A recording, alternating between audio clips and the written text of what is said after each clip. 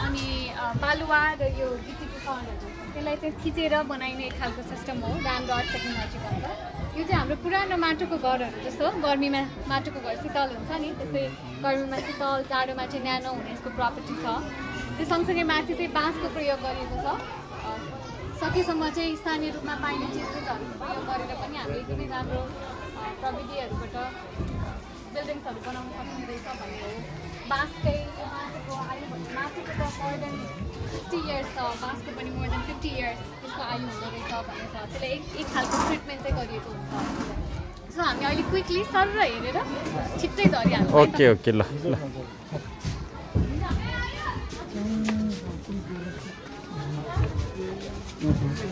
भित्र पुरै बाँसको बाँस अनि माटो बाँस कस्तो राम्रो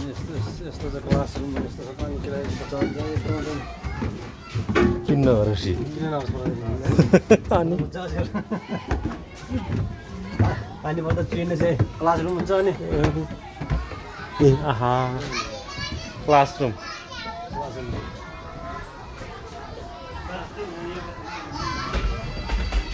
गजब क्लासरुम रहेछ त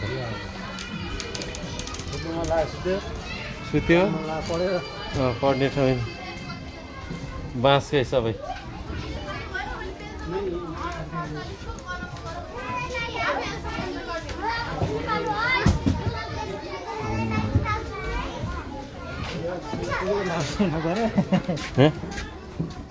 एलाउड छैन गरे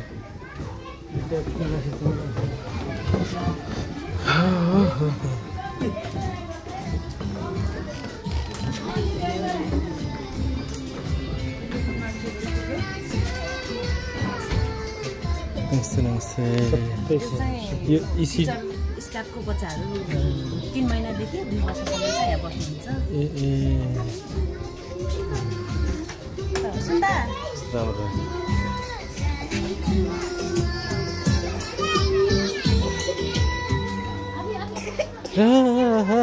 थरी थरी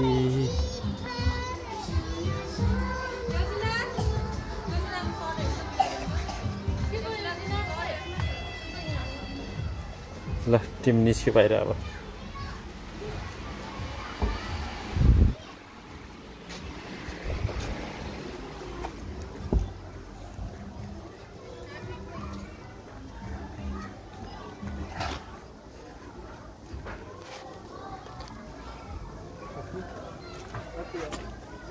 सक्यो।